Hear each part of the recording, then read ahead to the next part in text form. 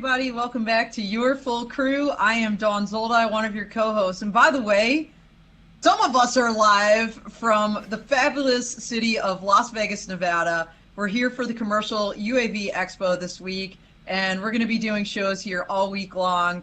We're riding hotel Wi-Fi, so bear with us, but I've got my co-host here with us as well.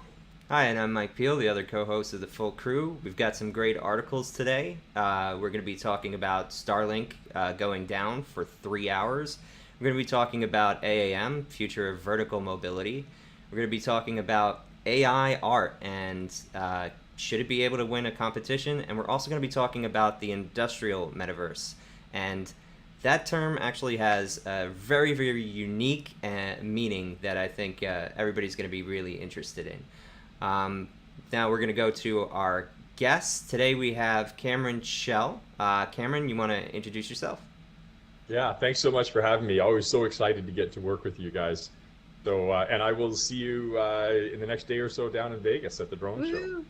Yeah, we're broadcasting live from ComUAV essentially, so we're going to be here all week. Then we also have Vidyut Jacob. So Vidyut, you want to tell us a little bit about yourself?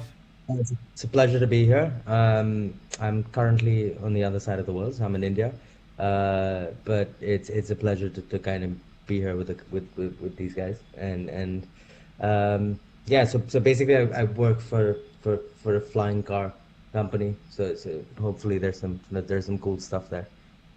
Awesome. And just a reminder, if you like anything that you're seeing today, please subscribe to our YouTube channel. Hit the notification bell to subscribe to all notifications so you never miss a beat. We're going to start actually with Fidgets Article. So this is from the World Economic Forum. Do you want to dive into what this is about and why we should care? Yeah, absolutely. I think just getting straight into the meat of it, it's an interesting one because I think over the years we've just seen I think the world deal with various different issues when it comes to living and you know, of course, a growth in our population and let's say urbanization has kind of led to some interesting challenges being thrown up, and this article was something that I found quite interesting because it coined a different terminology, and that being vertical urban mobility. You know, I think on a weekly basis now we get new terminologies in terms of what might transport you. And it's sort of hard to keep up, right? Even for someone in the industry. So I just wanted to kind of highlight some key points here and bring those to you guys and have everybody extrapolate on those. So it very much talks about the last mile and being able to kind of look at how the last mile has changed as our cities have sort of evolved. And that being, you know, in today's urban scape, we're primarily skyscrapers all over the place now.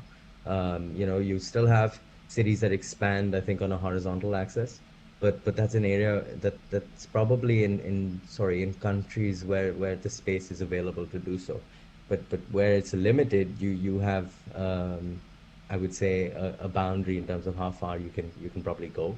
And yes, sort of brings us to this point of the term itself, which is vertical urban mobility. I think there's a part of this article also that looks at not just the energy and the solutions itself, but also urban air mobility, which is something that I'm a part of, and I think it's a good way for me to also introduce the industry itself, and not just I would say leave it hanging at just a concept. I think you know, with regards to how we're building our cities, you know, and I think in corroboration to the article itself, you're looking at new formats of transportation to take you, let's say, up and down, not just on a you know, I would say on a vertical axis and as well as a horizontal axis, because people actually are living in so many different kinds of sort of situations.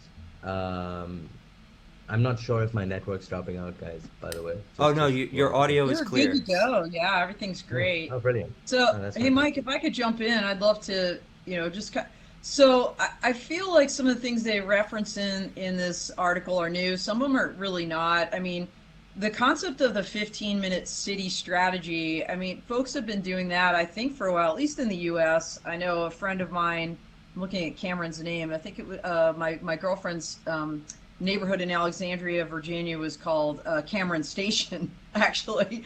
And, we've seen these pop up, right, where there's all these townhouses, maybe they're 3 stories high with units at every level. And then, you've got your little grocery store there, your gym, everything within a 15-minute walk. That's the 15-minute city strategy concept. They have, little shuttles to take them to the Pentagon or wherever they work, different parts of the area of DC or Virginia. I think what's novel here are some of the ways that the infrastructure is becoming vertical, like things I didn't think about. I thought the Copenhagen, they have these bicycle bridges. Not a shock for Copenhagen. There's a lot of bike riding there. Very healthy people. All this stuff costs money. I think it's a great idea. It's so much healthier. A lot more community is fostered by these concepts. It's just a matter of, is there the will, to do it, I think. I'd love to hear, Cam's thoughts.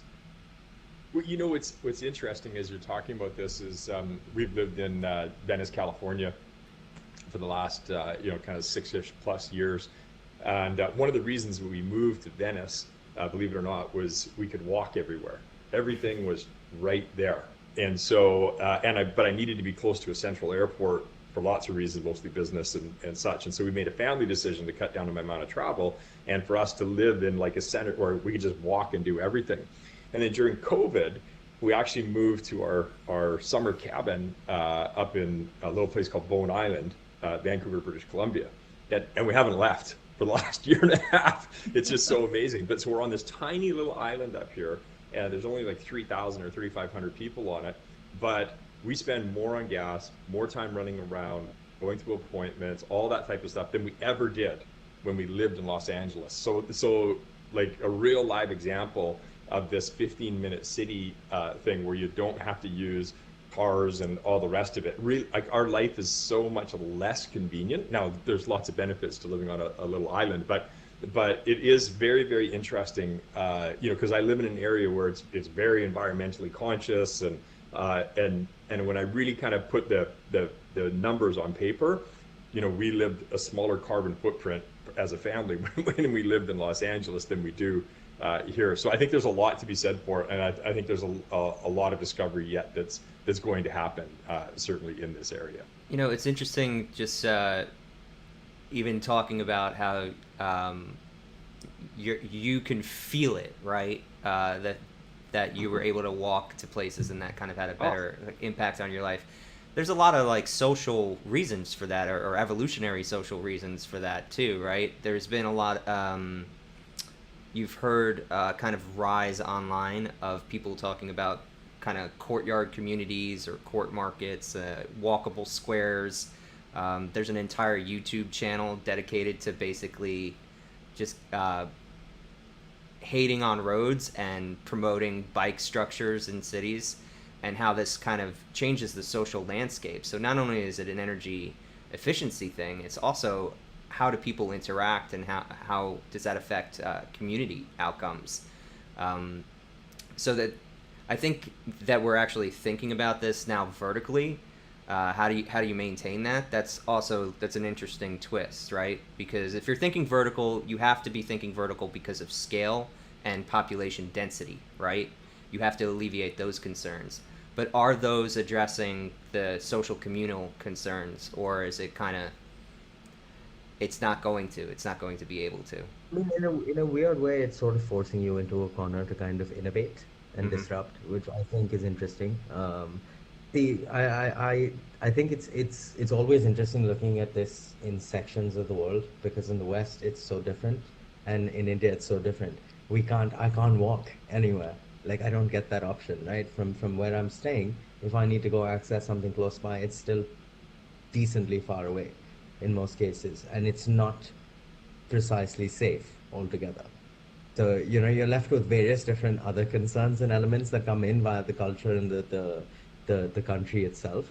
And it sort of makes it interesting in terms of, if I were to put forth the question in terms of what do you expect as a transportation solution that could be standardized across these different areas.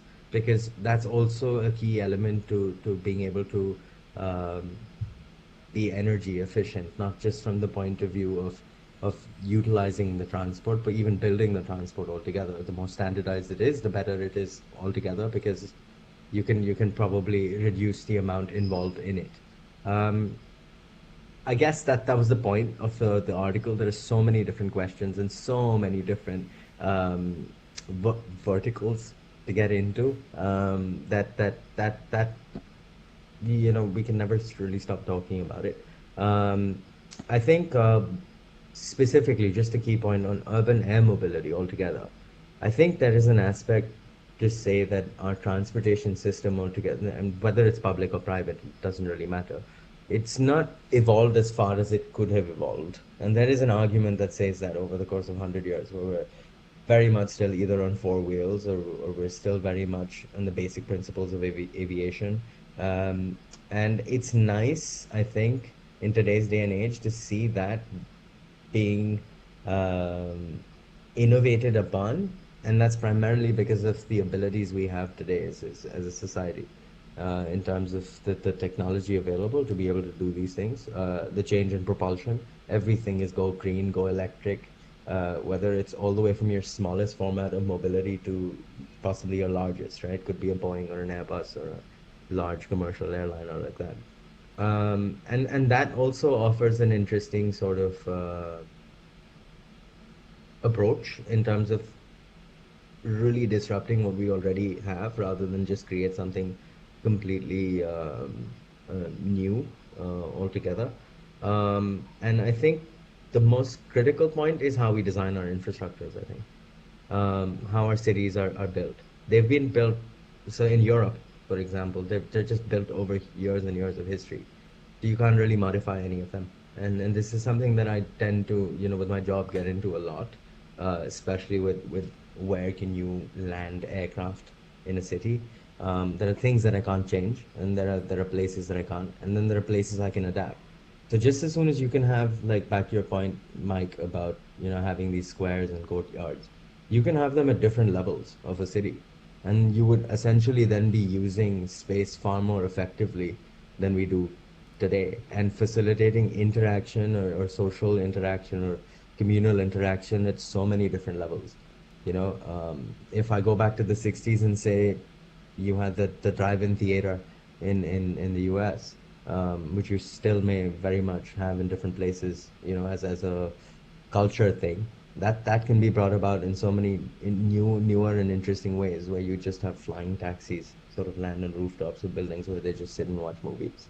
Oh my gosh, And that's I so love cool. yeah. And by the way, I have to say, Vidyut, you kind of glossed over. I know we were like, oh, make your bio short, but Vidyut works for Bellwether Industries, and they're making flying cars. So we were talking beforehand about how I met his colleague Zen at AUVSI Exponential, and I saw, the design image of that of your vehicle, and it is so cool. It just reminds me of Speed Racer, but like in the air. I'm like, I oh, think this is. yeah, absolutely. I think that was like very purposefully done. I mean, we have to make the things look good because we want people to kind of take those on board. There's no point, in getting something that's not going to look good. I don't believe in that at all. But it has to work well, I think, more importantly. Um, yeah. So I Cam, was just gonna say, sign me up for your fly-in movie in the sky. I'm all in for that. Maybe that's a good time, Mike, to shift to the next piece. Yeah, absolutely. I mean, I could have talked about this for another hour or so. I So know, easily. maybe we'll have to have Vidget back for a deep dive on these concepts. Um, So yeah, next up we got Cam, kind of switching from physical to virtual. So I'm also gonna send a link in the chat here, so you can grab that. We're talking about the metaverse, but this isn't just the Facebook metaverse. This is an industrial metaverse. So what's going on here at the University of Houston, Cam? Yeah, well, what I find really interesting about this article and many others like it is the rapid adaptation of, kind of maybe the consumer version of what we're hearing about, the populist version of what we're hearing about the metaverse, but where the real practical applications are. And I think what's most important about that, at least in my mind, is that's the underpinning of something that's long-term sustainable. So it has use, it has utility. It's not novel. It's not, the next cool thing. It's just not a new type of interface. It is actually unbelievably practical, and in fact, I would even say essential. So when we see organizations like the University of Houston, and the list goes on, right? Whether it's schools that are teaching in the metaverse, schools that are designing and building in the metaverse, schools that are teaching people to teach in them, whatever the case is, the underlying premise here is that the metaverse is real and it's very, very practical. So we see, engineering projects being done. We see simulations being done. We see this whole notion of us being able to interact in a 3D sphere. And I think what's important to note about this is that as we evolve as humans, we have this spatial capacity.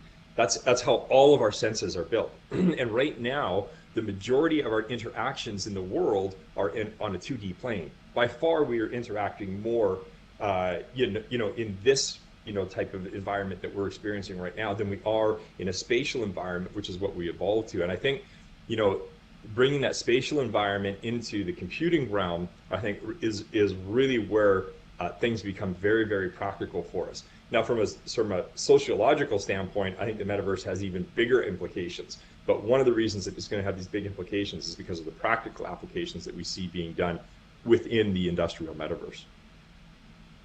Yeah, absolutely. Hey, I want to just kind of backtrack for a second. This particular article, Cam, you mentioned this, but the University of Houston is launching this metaverse campaign with the AI Innovation Consortium, NVIDIA, and Technip FMC.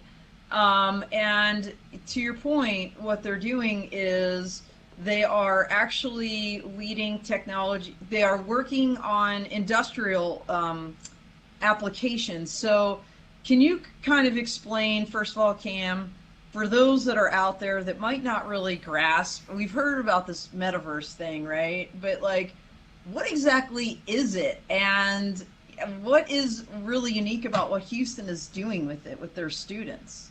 Yeah, so I think no matter what definition of the metaverse I'll throw out there, it will be wrong, it'll be challenged, and everybody has a slightly different one. So I'm not trying to be right or precise here. So figuratively and conceptually, it's really a culmination of 3D environments that allow you to interact as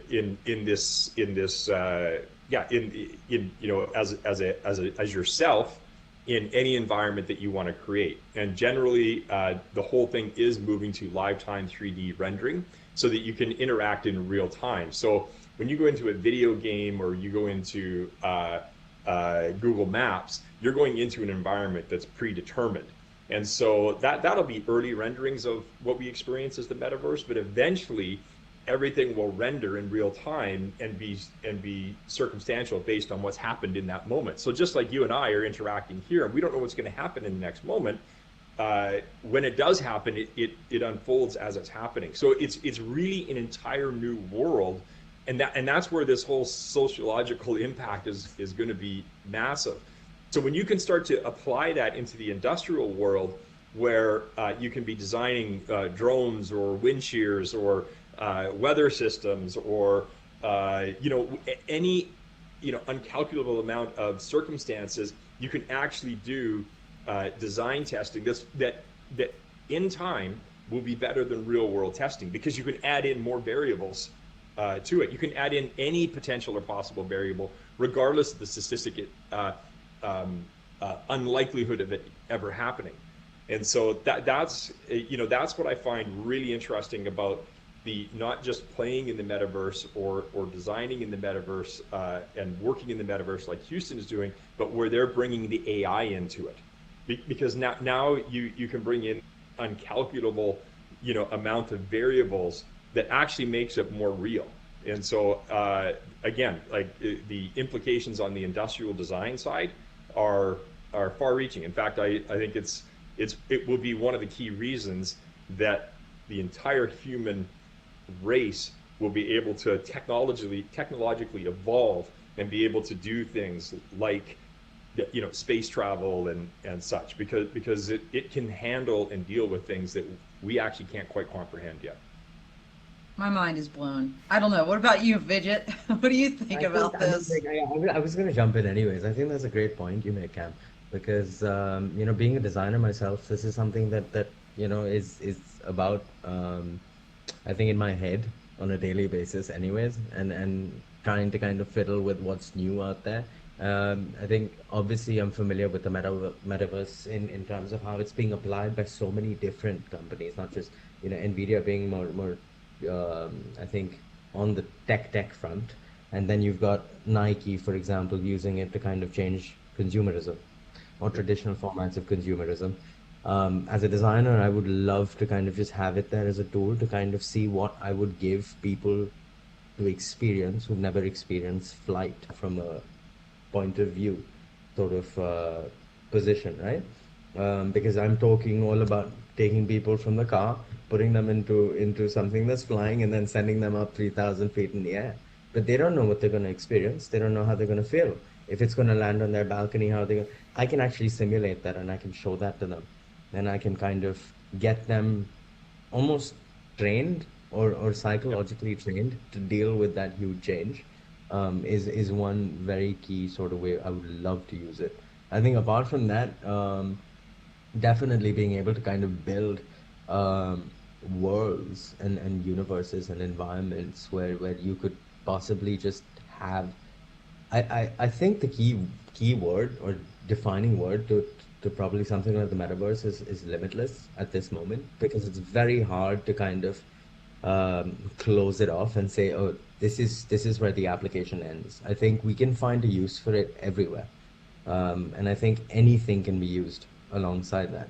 It is a mixture of AR, VR, and ultimately your real world in itself, and it does force you to kind of utilize even your physical space, right? When you're using AR and VR, you're using it a bit differently when you're kind of in an augmented format. Whether it's putting on an Oculus or whether it's playing a game on a PlayStation or a Wii, you're using those things a bit differently in and around to how you would anyways. It's already changing behavior in some way or the other.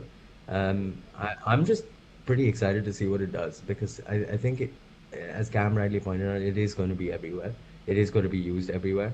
And I'm just curious to see how it would be used. As a designer, it's just the most exciting thing ever. Just changing the status quo and like disrupting everybody's daily life in a really good way, I think. I hope it is. I'd love to hear Mike's thoughts, because I have a couple, but I want to hear what Mike has to say. Well, I have lots of thoughts about the metaverse, but let's attack the specific metaverse that Cam brought up, because as he said, there's multiple definitions of this out there. That's kind of the thing I don't like about the term, because there's the crypto scarcity side, which would play into a fully three-dimensional space that we could all share together, where then things we trade amongst each other, or maybe plans for something, have a unique value, and that's very important for those digital worlds to truly twin our normal world, right? Our real world. But on the actual side of the evolution of kind of 3D software, 3D tools, working with 3D environments, and actually making them usable, we're finally getting to that point. And Cam brought up AI, but I'm going to also bring up procedural generation. So one of the issues with trying to model a 3D world is the amount of data it would take. So procedural generation is kind of like, let's think about cells growing, right? They all have their little instructions, and with those few little instructions, they create a whole body, right? That's how you can actually create grass or trees in a digital world for a very, very small amount of memory, like a 4 kilobyte package. And then, add AI on that, that's shaving the edges off of what was this very, very hard process of building these worlds, right? So you combine that with 3D scanning technology, like we saw in our last episode, where basically this firm Skirion is scanning all the World Heritage sites in the Ukraine, with the ability to now model these worlds with realistic lighting, with ultimate efficiency that we wouldn't even have on computers, 5 times the size 2 years ago, because we have these formulas now. I think we're kind of at the advent of finally figuring out how to make 3D space tie in with real space, because that separation has a cost. It has a cost on even our experience of it being almost tiring. Like, oh, this doesn't feel exactly like my hands. But when it starts to get closer, then it becomes inseparable. And also, if you try to do 3D modeling now, the tools you're using, a mouse or a knob or whatever, really kind of feel removed, and it becomes a completely intellectual process rather than a tactile process. So all these evolutions, I think, are fantastic, and seeing the investment in not only colleges but from industry into kind of understanding like where we're driving towards now, I feel like we're kind of shedding some of the stupidity of early VR kind of marketing talk and getting into real on the grounds, like this is how this technology is going to actually influence the world. Well, I'm going to have to try on, there's a company that's going to be showing here at CUAV, Key AI, and they have the AR goggles. I'm going to put them on because here's my concern, honestly. I know this sounds really, maybe it's going to sound silly to you, but I always think about accessibility. And I know for myself, even when I've gone to Disney World and they slap those goggles on me, or I do one of those rides, I get sick. Like, there's something with like the motion and like, so I'm like, can everybody really get involved in this metaverse? Is that even possible?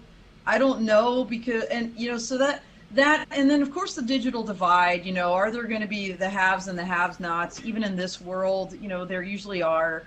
And how do we cross that, or how do we prevent that, right? As we're designing, how do we include accessibility into our designs for this world? I think that's going to be so important. Otherwise it's going to be maybe not optimal. But just from a personal level, I just don't even know if I could do it, just because you slap those goggles on me. I don't know what it does to my brain, but it does something with my middle ear, and I don't know. I just there's something to that, because it's only tricking the cones and not the rods on your eye. So like your rods, they're like the black and white, so they're more sensitive to depth. So they're not fooled by the thing that's right here. They know the distance, but the color receptors are like, hey, there's depth here, and they're very influential. So that's where the nausea comes from, though, for a lot of people. But that can be fixed by refresh rate, resolution. That's a matter of time. So that's a scaling issue, like Moore's law. We got some comments from Chris Wedgeworth, our super fan, so I'm gonna read them all off real quick. Happy Labor Day. Go Speedy, in reference to the Speed Racer design, so congrats, Fidget. Wow, Mike is very smart. Thank you. And some people do get motion He is. sick. I always knew it. Yeah. So, any final comments to kind of wrap this up, Cam? Because we're coming up on the midpoint. Yeah, no, I think a great conversation, and thanks for letting us bring it up. And as it relates to having to have the hardware on or not, like, part of this iteration will be, even in this 2D world, I do think that everything will evolve to 3D spatial websites, and every website will be a Web 3.0 type of experience, and I just think that that's going to allow us to interact with each other in a way that that spatially we're more comfortable with. I know it's changed, so it feels uncomfortable, but when you can immerse it will be a richer experience, and even in the 2D plane we'll be seeing more of that. But anyway, great conversation. Yeah, absolutely. Thank you for bringing it up. So I just want to take a quick break to thank our sponsors. We've got a new one, Promo Drone. We're going to actually have Jamar Williams on the Full Tilt tomorrow, so we're really excited about that. We've got Elsight, our favorite Israeli firm for connectivity. We've got Vodex, which handles drone orchestration. And then we also have Draganfly. So thank you, Cam, for your continued support of this podcast and everything Dawn and I do. So we've got Dawn's article up, and we're going to kind of riff off the AI from the last one. And I think this actually ties in more than Dawn would have expected when she selected the article. So what's going on here, Dawn? Yeah, a couple things jumped out at me when I saw this. Of course, many of you know I live in Colorado, and this was about an art contest that occurred in Colorado. The artist is a guy named Jason Allen. He's actually a game designer that lives in Pueblo, West Colorado. He won first place in this emerging artist division, and it was for digital arts, digitally manipulated. I think that's a key word, photography category at the Colorado State Fair Fine Arts Competition. His winning image was called Théâtre d'Opéra Spatial, Space Opera Theater, and it was made with Midjourney. It's an AI system that can produce detailed images when fed written prompts. Well, here's the rub, everybody. The judges didn't know that he used AI pretty much almost exclusively to create this. Now, what he said was, I think he had like 900 iterations, and he had to manipulate those, and then he also used what's that kind of finishing software. He used another software, I forget Photoshop? the name, I apologize. Yeah, he used Photoshop to finish it, things like this. But I'll tell you, and it was only a $300 prize, right? So the stakes weren't high here. But just from a philosophical standpoint, for many people, and especially many artists, it was a big deal. And you had folks just jumping out on Twitter. I love this quote, so I'm just going to say it. Some Twitter user wrote, quote, "This sucks for the exact same reason we don't let robots participate in the Olympics." And, it does. It raises so many interesting questions because, the human, kind of machine AI interface, where's the line drawn? And it really does, Mike, as you said, it ties into a previous Full Crew episode where an inventor had submitted in the United States a couple of patents that his AI created the design completely, and he listed the AI as the inventor. And the U.S. Patent and Trademark Office said, no, there needs to be a human inventor under the law. And the court agreed under the terms of the statute, under the language of the statute, it had to be human. So, think about that in terms of art, because so much art, it gets copyrighted, it's intellectual property. I just see a lot of connections between that last article and this, but also the kind of the societal implications to this. What does art really mean? And who gets to create it? And how much robot is okay to still be called truly art? So I know this is all mind-blowing because we're talking about metaverses and we're talking about flying cars, and now we're talking about, AI just creating beautiful works of art with a little bit of human assistance. Can I go first on this one, Don? I got a lot on this. So as somebody who started as a designer and had to learn all this tech stuff, the idea that it's no longer art because somebody used a tool is like saying that every piece of art has to be completely alla prima from the person's mind. Like, oh, I painted this perfect human body. What about, just the methods that they used in the Renaissance, like setting up wires to make sure they had the thirds? Is that no longer art now? What about the camera that I'm using now? You could take beautiful landscape photography of it, and is that not art? And one of the most hated kind of moments in art school, because I went for one semester, was when this photographer took somebody else's photo and then put a different frame around it, and the teacher wanted us to talk about the philosophical implications of it. And my whole thing at the time, and I still stand by it, is, well, she sold it, so somebody thought it was art. And yes, applying a new frame to something is an iterative process. You've created new context for the piece, and legally and emotionally, it's art unless you want to be angry about it because it was too easy, right? So that's kind of the issue here. And the truth is, there's an assumption of easiness. So Actually, our thumbnail is going to be used with Wamba Dream. We're going to use some AI art to actually create the thumbnail for this episode, just to kind of make the point at how easy it is to get started. But to get to the image that this person actually created, having used these tools, it requires an understanding of how that tool works.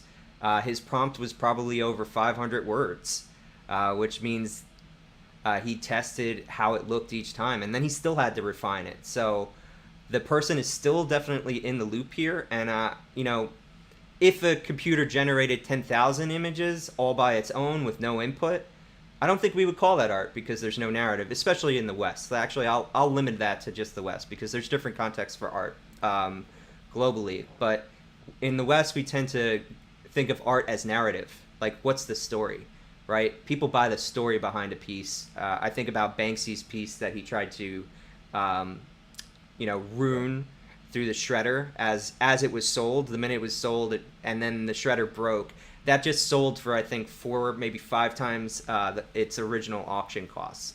Why? Because it's got one of the best stories in art history. So you want to buy a piece of that story. So that's my take on this. It's still art. It's an exciting new evolution. It's a nice new tool. So, I think Vidyut, go ahead. I paint a lot and I like it and I draw and we've got artists in our lineage. My grandmother paints, my mother paints, and it's like never ending. I mean, like there's Klimt right there at the back Oh, as well. cool. So I mean, like I love art, and I love all the eras and the evolution. So I do agree with Mike here. This is an evolution. I think there is a bit to this in terms of the fact that if somebody using Midjourney won an art contest, I don't necessarily think like if it's a Midjourney only art contest, I get it. But if it's not, then I don't because it's still a situation where I would still argue, maybe from my point of view, where it's not necessarily the most skill based or technique based or years of practice based sort of result that you've achieved. There was a respect at some point for that in the traditional scope of art or any format of art where it was practiced and then perf perfected and then the result was sort of given over. Yeah, but I think in okay. Sorry, yeah, I don't want to cut you off. sorry. So just with regards to this, I think it's a medium, it's a tool, but I think the biggest problem and why it's becoming a moot point is the fact that I would assume it's 70% or 80% plus of the job is being done by the tool and not necessarily. So it's like 20% on the person running the program. So I use Photoshop, and then sometimes there are things that Photoshop to do. And I know lots of people using Midjourney right now, and you can create some really amazing looking stuff. It's a creation. I don't necessarily think that I think it's still a creation or an exploration. I don't think it'll ever sit at the level of a Klimt or an impressionistic era masterpiece, right? Because Yeah. that's years of somebody either going through a crazy life and then telling a crazy story with each piece of work. So Yeah, that's so kind yeah, of my point. There's a story to Klimt. You're buying the human's journey, right? Everything that took them to get to that point is what makes it interesting to us yeah. as people. Otherwise, it's just wallpaper, right? We don't consider wallpaper art for that reason. And yeah, I kind of agree. But I could actually mark the moment in Western art history where skill no longer becomes part of the conversation, and that's the Impressionists. So that's when concept enters the frame. Um, Yeah, no, yeah. absolutely. So I think I agree with that completely. And I think I can also mark eras where certain different things and facets became part of art altogether, right? There was pres- like an engineering level of precision to something like the Bauhaus. There was yeah, there was a mixture of an engineering level of precision and a very decorative feel with something like Nouveau.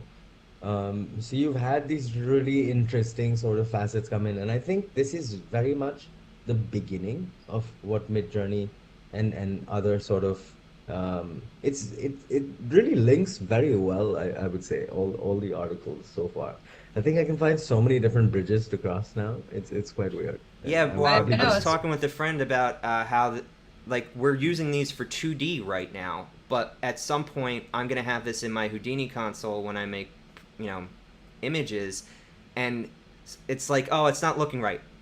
Make it look more like a frog, and then I start sculpting from there, right? So Yeah. you're gonna see a massive evolution in complexity of art, because basically you're getting the entire knowledge of every other artist who's ever worked also at your fingertips, and I think that's the massive change with this.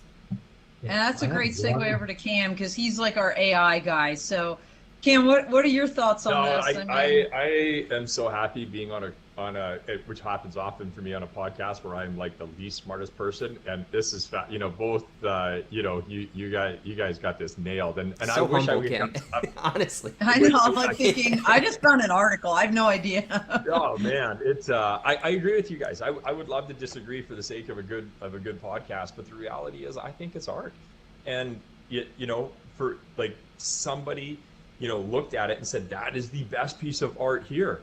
Full stop, end of story. And there is a story behind it, and I do agree that the skill to come up with a piece of art that could compete on an IA basis with, you know, people that are using other tools like a paintbrush or such, or that there is real skill there. Like any one of us can go in and put in a bunch of words into an AI engine and come up with something, and it's generally it's obviously not art. It's like novel at best.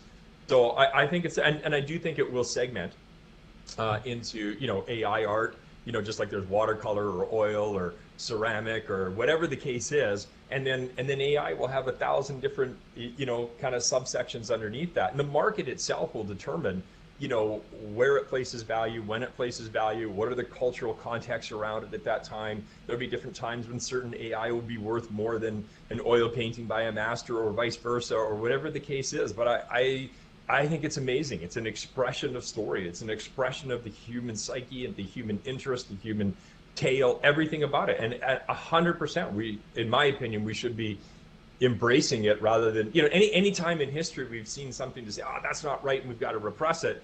You know, how many years or generations later where it's like, man, those people were stupid thinking that, you know, like, Well, you know. I like where both of you are going, because, you know, I guess, you know, being a lawyer and a little bit of a stickler that words matter, digitally manipulated was the division, and was it digitally created? Like, is there a difference? Like, is there a difference? And if there was an AI category and it was completely transparent, you know, for this judge to be like, oh, I didn't really know at all that he used that, you know, what it was, but I thought it was just really cool. Well, that's great, right? But like to Mike's point earlier of what if, you know, I don't have access to those tools and I'm competing against this. I do think the Twitter person, as crass as they were, has a point.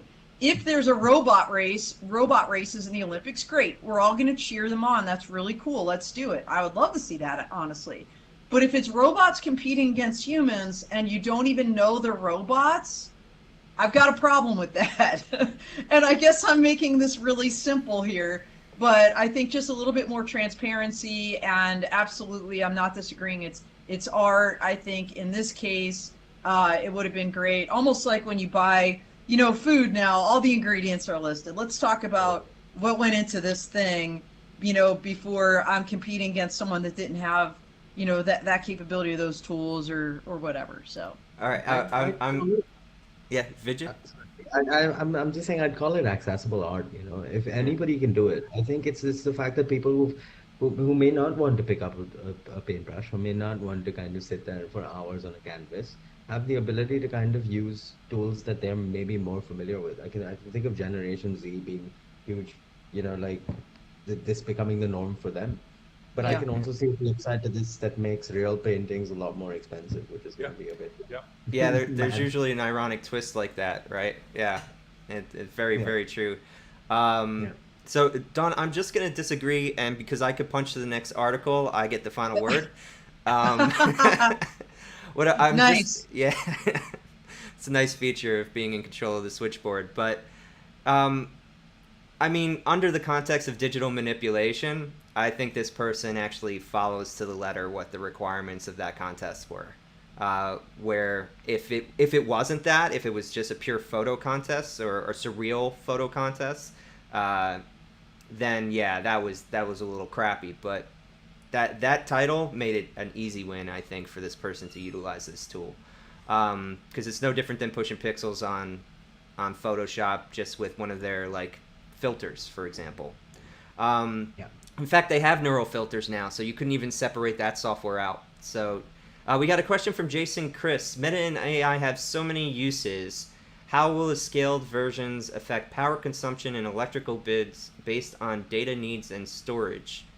Oh, wow. Yeah, That's- the things we don't think about, like, yeah, let's do this big metaverse thing and have alternate worlds, but where's the electricity for that coming from? Great. That's, by the way, Jason Chris is CEO of Class G. They're creating toll roads in the sky. And Jason was our sponsor of the month for the Dawn of Drones podcast for Innovation Month in July. So great question, Jason. I don't know if anybody wants to tackle that infrastructure question. I mean, it's a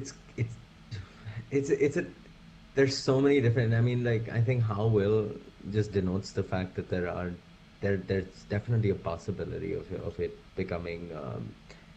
I think right now, initially, in its initial stage, yes, they would consume a certain amount, but as we progress, I think it would reduce as our abilities sort of increase, and that the turnover now maybe is every 2 years or every year or every half a year we're better and better and better and better. And I think you're just going to get to a point where all of these things are still going to be far more, I think, available. I don't know how to term this, but it's going to be accessible on various different formats, which means that the power consumption would actually be lower. So maybe I can just ultimately enter the metaverse with my phone, and I don't really need an Oculus and a system doing it. And so it really depends on how it's tweaked and used. I mean, like maybe I can just use Midjourney on again my phone. You know, that's become the largest point of accessibility now. Your laptops in so many ways are becoming redundant just by way of your gadgets becoming smaller and their consumption probably becoming smaller. And I think software is also, you know, I just want to highlight, you know, I mean, for example, Apple Silicon, the the chips M1, that they use. M2s. Yeah, M1, M2. I'm using the laptop now, and there's a market difference in performance and also consumption. And the same softwares that would consume so much more power now consume nothing, almost next to nothing. And you know, I'm getting a lot more bang for my buck, so to speak. So this is evolving, and it's hard to say when. I mean, in today's day and age, if there's anybody who provides a timeline and tells me when this is going to be available, I cannot believe it at all. I just don't. Yeah, I'll add another layer of complexity to that is efficiency in the software and how it uses the power consumption. So AI assisting tools, Yeah, you know, absolutely. are helping programmers actually not write overly verbose code. At least core level programmers, you know, your top level wizard engineers, like they're always going to come up with the magic tricks. But there's a lot more just base level programmers than there used to be, and they write a lot of crap code that's very Yeah, inefficient. So these kind of AI assist tools, like what is it, GitHub Copilot or something? Forget the exact name or branding, but that's going to lead to better computational efficiency. If you want to check out a great podcast on that, Lex Friedman with John Carmack. John Carmack built Doom, and he worked on the Oculus at Facebook. I think he's still there. He's also launched rocket ships, so he's quite the engineer if you want some background on this stuff. Right, yeah, what do I do? And any can improve a Ferrari from the factory settings, so I clearly am not at his level. All right, final article. This one's a little bit less controversial, but I think it's just something that we actually don't talk about enough. Outages on the internet. In this case, Starlink suffers its first big breakdown with 3 hours of global blackout on its service. You know, I think Starlink as a brand power is pretty robust. I think we kind of just expect it to work, especially with the price and the subscription model. But it's like any other internet connectivity device, and it's especially one that, what is it, 300 satellites circling the globe. 3,000, Mike. 3,000. Okay, so yeah, and they're all running the same software apparently. And the estimation here is that the lights went out from an update. There's also, I think, something that we're just going to be seeing more of in all of these kind of global tech articles is concerns about Russia and China attacking these things, because geopolitics are not what they were 5 years ago, at the very least. Which kind of saddens me a little bit because it's getting into Kremlinology. We don't know why this service went down, but PC Mag, of all of the pedestrian computer magazines or publications online, used to be a magazine, is okay, kind of even hinting at that. So that I also think was a big change, and it's actually a reasonable concern if we're being honest. So who wants to go first on and thoughts? I was going to say, Mike, yeah, I can make this controversial for you. So okay, go for it.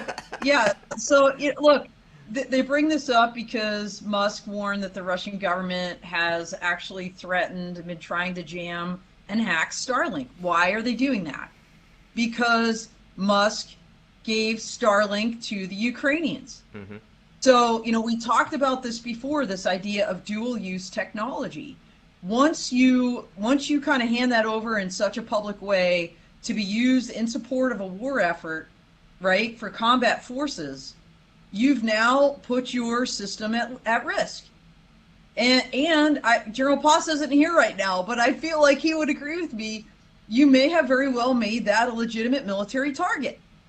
I would agree with that. Yeah, definitely. Yeah. So just because everybody in California, New York, Texas, the UK, and New Zealand are using it, also, you've put that at risk by giving it to the Ukrainians in such a public way and saying, hey, use this for free to fight back against the Russians. And so I don't think it is a far reach to say that this was hacked or attacked by the Russians. Yeah, but there's an absence of evidence of that, so we don't know yet. But like what I'm kind of just bringing up is that now we live in a world where you actually do have to consider that as one of the possibilities. You absolutely have to consider, and I would love to hear Cam's thoughts on this, because I know you've been very supportive of the Ukrainian war effort, and I think the risks sometimes, right, to commercial ventures that do that. I don't know that that's always transparent. I think this could be one example.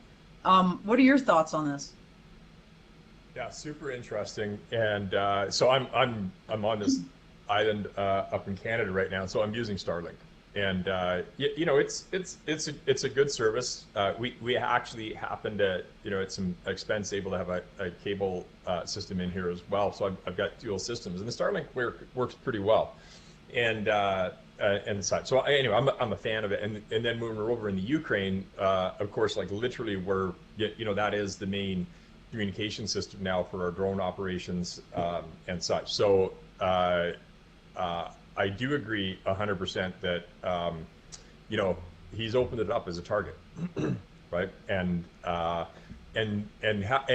selfishly, I think about that because we're over there doing operations now. We're doing mine detection and humanitarian relief and a bunch of different things. But does that not open up us to being a target? And certainly, I know on our own cyber world within Draganfly, we consciously really tighten things up, in case of those types of things, just because we've chosen to take a position on it.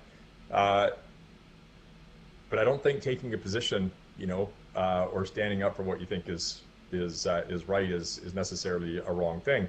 But the consequences of it is that it may affect your shareholders or your consumers or all the rest of it. It's a very new product. I mean, Starlink's incredibly new, and so even if it wasn't, a cyber attack or something geopolitical, I don't, it's amazing that it's up there and it's operating as well as it does so quickly, and it's scaling at the pace that it's scaling. Really, a 3-hour outage? Yeah. It's kind of like nobody's going to care about this in 3 weeks from now. Like nobody's going to give a rip unless it, obviously it keeps happening. But I think that organization will iterate pretty quick and try to make sure that kind of thing doesn't happen again. But it's going to happen because they're pushing the envelope, right? They're going to do things that, and build expectations that we want met. And in turn, you know, we want software upgrades, we want faster this, more of that, and you know, they're going to hit snags. So I'm not sure exactly why it happened, but I don't think it's going to make it. You know, if anything, it'll make them better and push the first service even further. Well, isn't 99% uptime still 3 hours a year? Yeah. So, yeah. Or no, 3 Yeah, days. and the reality That's 3 is, days. you know, it's ridiculous. You know, we think it's ridiculous that it's not 99 point, you know, 555, you know, 999 type thing. You know, so at some point they'll have to get there because there'll be more critical services on it. But Yeah. Vidyut, any ideas Yeah, I was about? just thinking about it. I think I only have one point, which is probably to do with the announcement of providing Starlink itself. And what that brings up is it's a bigger debate. It's just in my mind, more relative to the entire social media aspect of things and saying something and then it's suddenly spreading, right? Like wildfire, combating that, and then suddenly everyone knows. And I think with tech, it just talks about responsible technology or being responsible with technology or any format of technology all over. So in lieu of a war taking place, right, in the world, then and there's tech that can be used in that war in any manner. If of course that there have been countless examples of tech being given silently in support, and I think that's probably a much better way to do it than to turn around and because tech can be your best friend and then suddenly it can be your worst enemy. You know, it has that degree of polarization and power in it to kind of do those things, and there have been countless examples of it.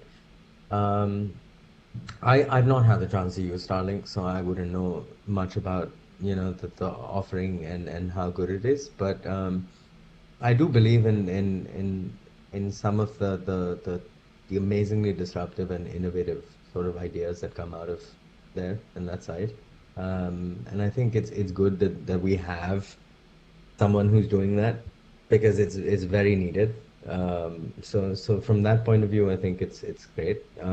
I do also agree with the fact that no one's really going to care too much beyond a point on the 3 hour outage. It's similar to, you know, it's an interesting parallel I'm drawing. I'm sorry, I'm kind of rambling, but it's an interesting parallel I'm drawing to the autopilot on Tesla, right? Like when that sort of became available, you had hackers going after it and wanting to kind of hack it and use it, and you're going to have many more instances of those things happening. Similarly, as has happened with this Starlink thing, you're going to have multiple tries on satellites floating around the Earth, and phones. It's like a constant. I just don't think it should be announced ever. Like I'm providing this to X, Y, and Z in support of or to use of. That's not the purpose. The purpose you're actually providing it is actually to support, not to show that you're providing support. I think that's the distinction. Well, I think Don would argue, and add some clarity to this. Yeah, it's in some cases you can't actually. Oh, we got a baby. In some cases you actually can't, right? You can't support without announcement, right, Yeah. Don? Yeah, I think that's true. You know, I don't think I have a concern with him announcing it, that he was doing it. I think the ramifications of that sometimes aren't thought through. You Right. know, the fact that you've now in the law of war, you know, become, you know, a dual use technology that has also become a military target. Like, I don't know. Cam obviously has thought that through, and I love what Draganfly is doing on the humanitarian basis in Ukraine, you know, helping to save lives, you know. I agree with you also, on the other hand, Vidget, that people that have, with very good intentions, provided, for example, drones, you know, that folks are using them to drop grenades from them and kill people that perhaps they didn't really think about when they, you know, thought they were going to be used for mapping, as an example. So, Sure. you know, like you said, it could be, you know, technology is technology, and humans, when they get involved, they're going to do things with it, things that maybe you didn't anticipate. But really great. We got to close it up. I mean, again, I meant to make this controversial. I did. So that's Thanks, Don. so mission accomplished here. But we are at the top of the hour, and I can't believe we are. So just to close it out again, if you haven't subscribed to fullcrew.io, please do. Press the like button and the subscribe bell. and you'll the notification bell, and you will get notifications of when we're live again. We will be live tomorrow, by the way, everybody, with Jamar Williams from Promo Drone. Jamar is an amazing human being, and he's going to be talking about leading with your truth. So check that out if you want to know what that's all about. 9 a.m. Mountain, 8 a.m. Pacific, which is the time zone we're all now in. And Wednesday, Tony Drummond on the Dawn of Drones, Prestige Air Group and Global Aero Management Group. By the way, everybody, if you're out there, you're listening, and you're in Vegas today, please join us for our networking happy hour event, Flash Mob, at Gilly's Saloon, 7 p.m. Pacific time today. That's at Treasure Island. That should be a ton of fun. And then this Thursday, we have on Clubhouse, special time, 2:30 Eastern, Workhorse Group. If you haven't heard of them, you might not have. I'm telling you, it's crazy. They're making autonomous trucks and launching drones off of them for last mile delivery. So absolutely check out Workhorse Group in Clubhouse. We're going to have Rob Heber with us, and then he'll be on the Dawn of Drones following week. So lots of stuff going on in the crew and on Dawn of Drones. Thanks for being with us, everybody. Thanks for your comments, Chris Wedgeworth and Jason Chris. And thank you, Cam and Vidyut, for joining us today. Can't wait to see you, Cam, in person. All right, we're out here.